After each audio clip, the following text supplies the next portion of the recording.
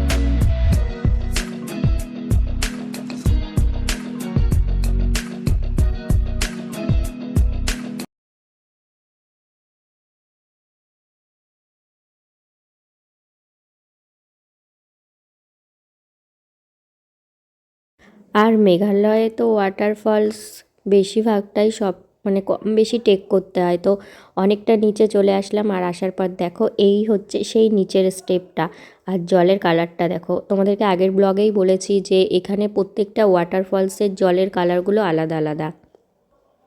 তো বলো, যদি কষ্ট করে না নামতাম এত সুন্দর ওয়াটারফলসটা কি দেখতে পেতাম? আর এত সুন্দর জল, পুরো পরিষ্কার স্বচ্ছ জল। আমার তো জল দেখলে কেমন যেন মাথাটা খারাপ হয়ে যায়, মনে হয় একটু জল নিয়ে ঘাটাঘাটি করি।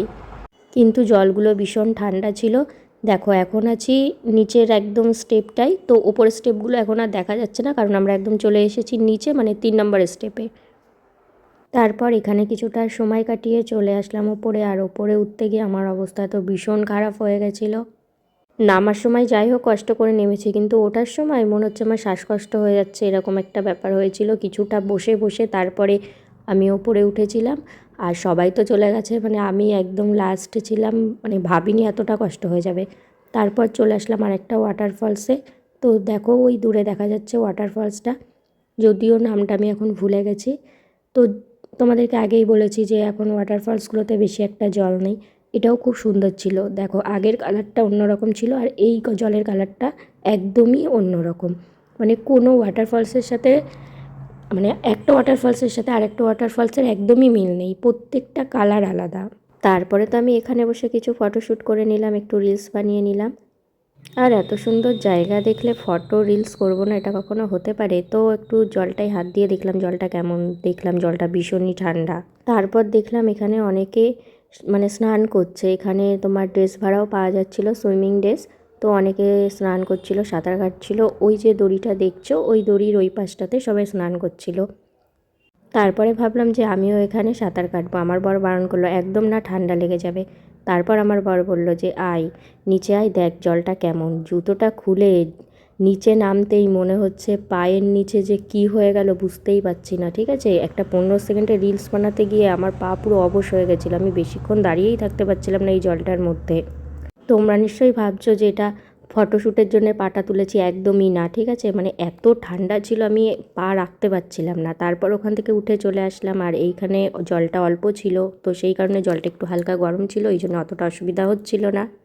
এত সুন্দর জল দেখে যখন স্নান করতে পারলাম না, তো মনে হচ্ছে যে একটু পাটাই ভিজিয়ে নিই। তো ভীষণ ভীষণ ভালো লাগছিলো, কারণ যেহেতু জলটা আমি ভীষণ পছন্দ করি। আর জলটা যেহেতু অনেক ঠান্ডা ছিল, তো আমার বর তো ভীষণ রাগারাগি করছিল যে জল থেকে উঠে আসার জন্য, যে পট করে ঠান্ডা লেগে যাবে, এতদিন আমরা বাইরে রয়েছি। তারপরে এই মানে যেহেতু শীতকাল ছিল, তারপরে এই জলের মধ্যে আমি এত ঘাটাঘাটি করছি, তো পরে সমস্যা হবে। যাই হোক, ওখানে সময় কাটিয়ে তারপরে আমরা ওই ফলসটার থেকে ওপরে উঠে চলে আসলাম। তো আমাদের নেক্সট গন্তব্যস্থল হচ্ছে গার্ডেন অফ কেভস। তোমাদেরকে মজার একটা কথা বলি, এই গার্ডেন অফ কেভসে অনেক ছোট ছোট ওয়াটারফলস ছিল। তো কটা ছিল আমি ভুলে গেছি, মেবি 4টে হবে হয়তো। তো মনে নেই, কারণ আমি এত আনন্দে না, মানে কটা কেভ ঘুরলাম ভুলেই গেছি। তো দেখো এটা একটা দূরে, মানে অনেকটা দূর থেকে এটা শ্যুট করা হয়েছিল। তো এখানে একটা ওয়াটারফলস হচ্ছে, অনেকটা নিচ থেকে পড়ছে, পুরো নিচে গিয়ে তো হালকা একটু ভিজে ভিজে গেছিলাম, কিন্তু তবুও যেতে হবে, ছবি তুলতে হবে। জলটা তো হাত দিয়ে দেখি ভীষণই ঠান্ডা। তো দেখো এই একটা ওয়াটারফলস, আর এইটা হচ্ছে গার্ডেন অফ কেভসে রয়েছে, যেহেতু বললাম যে 13খানা এরকম ভাগ ভাগ করা আছে। তো চলো দেখতে থাকো। আর এই গার্ডেন অফ কেভসে প্রত্যেকটায় নাম্বার দেওয়া আছে, মানে 1 থেকে 2, 2 থেকে 3 কোন দিকে এরকম দেওয়া আছে। তো চলে আসলাম এখানে একটা ওয়াটারফলসে, এই জলের কালারটা দেখো দারুণ দারুণ লাগছিল। আর আমরা যখন যাই তখন একজনের মানে আইফোন এই জলটাতে পড়ে যায়, কিন্তু মানে ফোনটা তুলতে পারে না। ভাবো কেমন অবস্থা, ঘুরতে এসে এত ফটোশ্যুট করেছে, ফোনটা মানে সেলফি তুলতে গিয়ে পড়ে যায়। তারপর আমরা চলে আসলাম বাম্বু ব্রিজ। এখানে অনেকগুলো জায়গা ছিল, এত ভিডিও করা আমার পক্ষে সম্ভব হয়নি, মানে 9 দিন ধরে ঘুরতে ঘুরতে আর এনার্জি নেই ভিডিও করার। তো সবাই ওই পাশের ওই ব্রিজটা দিয়ে যাচ্ছিলো, আর আমি দেখলাম যে এটা ফাঁকা, আমি দুম করে চলে গেলাম ওইদিকে। আমার বর বললো, আরে বাবা ওটা ফেরারটা, ওটা যাওয়ারটা নয়। আমি বললাম আরে আমি হাফ রাস্তা থেকে ফিরে আসবো। তারপরে দেখি যে না, ওখান থেকে যাওয়া যাবে না, ওটা ব্যাক করে আসতে হবে। তারপরে আবার ব্যাক করে আমি চলে আসলাম। আর ব্রিজটা এত সুন্দর লাগছিল, বললাম বাম্বু টেক তো করতে পারিনি, তো এই ছোট্ট বাম্বু টেকটা করে নিলাম। তারপর ওই ব্রিজটা দিয়ে এসে দেখলাম এখানে বাম্বু বটল বিক্রি হচ্ছে, কারণ এখানে নাকি একটা মিনারেল ওয়াটার আছে, যেটা পাহাড়ের, মানে জানি না, ওটা বললো তো স্বচ্ছ জল, মানে খাওয়া যাবে মিনারেল ওয়াটার। তো এখান থেকে সবাই বটল কিনছে, আর কেনার পর ওখান থেকে জল ভরে ওটা খাচ্ছে, ওটা নাকি মিষ্টি মিষ্টি জল। তো আমার বড় একটা বোতল কিনে নিল, আর আমরা এই বোতলটা ধুয়ে এখন জল ভরবো। জল ভরে ওই মিনারেল ওয়াটারটা খাবো, দেখবো যে জলটা কেমন লাগছে। যারা যারা খেয়েছে তারা বললো ভীষণ মিষ্টি লাগছে, কিন্তু আমি জানি না যে কেমন লাগবে। তো দেখো এই যে পাহাড়ের মধ্যে থেকে এইখানে একটা লাইন করা আছে, এখানে জলটা আসছে, জলটা পুরো পরিষ্কার। তো জানি না যেটা কিভাবে কি আসছে। তো এত ভিড়, আমি তো জল নিতেই পারছিলাম না, কারণ বোতলটা না ধুলে কি করে জলটা নেব। আমার বার বলছে ওইভাবেই জল ভরে নিতে, আমি যে ওইভাবে কী করে নেব, আমরা খাবো, বোতলটার ভেতরে তো নোংরাও থাকতে পারে, ধুতে তো হবেই। তো দেখো আমাকে তো সবাই ঠেলা গুঁতো দিয়ে জল ভরেই যাচ্ছে, আর আমার বড় ওই দিক থেকে রেগে যাচ্ছে যে একটা জলের বোতল ভরতে পারি না। তারপর আমি ঠেলাঠেলি করে জলটা ভরতে শুরু করলাম। তারপর দেখো বোতলটা ধুতে ধুতে আমাকে আর চান্সই দিচ্ছে না, আর আমি বোতল ধুয়েই যাচ্ছে। আমার বড় বলছে তোর মতো এরকম লোকজন দেখিনি যে বটলটা ধোয়াই আছে আবার এত ভালো করে ধুতাই। তারপরে তো যেই আমি চান্সটা ছেড়ে দিলাম, আর তো পাচ্ছি না। বরকে বলছি দেখো বোতলের মধ্যে নোংরা আছে কিনা, বলছে কিচ্ছু নেই তুই জল ভর, কিন্তু ও তো রেগে যাচ্ছে ক্যামেরা অন করে রেখে দিয়ে। যে কেন রেগে যাচ্ছে, বটলটা ধোবো তারপরে তো জল নেবো। তারপরে যাই হোক আমি ঠেলাঠেলি করে আমি মানে দেখো কতবার করে ধুলাম, নাও আর একজন চলে আসলো। এইভাবে করে কি আর জল ভরা যায়? তো যাই হোক ঠেলাগুতো দিয়ে জলটা ভরলাম, আর জলটা খেয়ে দেখলাম সত্যিই জলটা কেমন মানে ভালো, মানে একটু মিষ্টি মিষ্টি কেমন যেন, কিন্তু আমার ভালো লাগেনি, কেমন একটা মনে হচ্ছিল। তো তোমরা যারা আসবা তোমরাও জলটা খেয়ে দেখো, ভীষণই ভালো লাগবে। তারপর আমাদের কেভগুলো ঘুরতে ঘুরতে হয়ে গেছিলো সন্ধ্যা। তারপরে আমরা ফিরে এসেছিলাম গুয়াহাটির হোটেলে, আর আমরা নাইটটা স্টে করব গুয়াহাটিতে, কারণ আমরা সকালবেলা পুজো দিতে যাব হচ্ছে কামাখ্যাতে। তো ভোর 3:30-র সময় ওই অত ঠান্ডার মধ্যে স্নান করে আমরা 4টের মধ্যে চলে এসেছিলাম কামাখ্যা মন্দিরে। আর দেখো আমরা 4টের থেকে লাইন দিয়ে দাঁড়িয়েই আছি, 1 ঘন্টা এক জায়গায় দাঁড়িয়ে, কোনো লাইন আগায়নি, এত পরিমাণে ভিড়। তো প্রথমে বুঝতেই পারছিলাম না যে একটুও লাইন কেন আগাচ্ছে না। তারপর জানতে পারলাম যে আজ নাকি মায়ের বিয়ের ডেট আছে নাকি, মানে ওইখানকার লোকজন বলছিল। তো সেই কারণে প্রচুর প্রচুর ভিড়। তো এখানে মায়ের পুজো কমপ্লিট করে মন্দিরটা পুরো একটু ঘুরলাম, কারণ আর কবে আসতে পারবো কি না ঠিক নেই। তো আর দেখো যেহেতু বলেছিলাম যে মায়ের বিয়ের ডেট ছিল, তো সেই অনুযায়ী মন্দিরটা ভীষণ সাজানো গোছানো হচ্ছিল ফুল দিয়ে। আর দেখো এখানে ব্যান্ড পার্টি আছে। তারপর 4টে থেকে লাইন দিয়ে 1:30টা পর্যন্ত বসে থেকে যখন আর ধৈর্যই কোলাচ্ছে না, তারপর আমরা 3টের দিকে গিয়ে পুজো দিতে পারলাম। তো শেষমেশ পুজো তো দিতে পারলাম, কারণ যেহেতু আজকে আমাদের ফিরে যাওয়ার দিন ছিল। তো তাড়াতাড়ি এখান থেকে পুজো দিয়ে বেরিয়ে আমাদের লাগেজ নিয়ে বেরিয়ে পড়তে হবে। আমাদের 8টার সময় ট্রেন ছিল।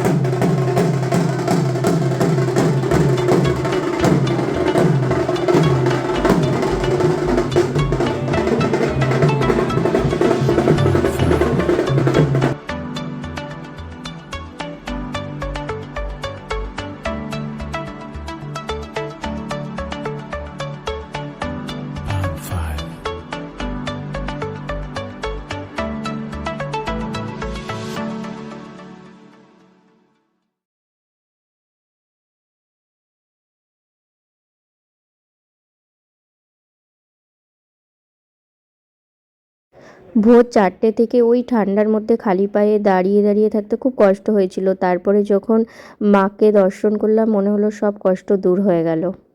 পুরো মন্দিরটা পরিক্রমা করলাম, এবার আমাদের ফেরার পালা। তো এই 9-10টা দিন বেশ ভালোই কাটলো, এবার ফিরে যেতে হবে বাড়িতে। তো লাস্টে মা কামাখ্যা মন্দিরে পুজো দিয়ে মায়ের দর্শন করে আজকে ফিরে যাব বাড়িতে। তো সবাই ভালো থেকো, টাটা।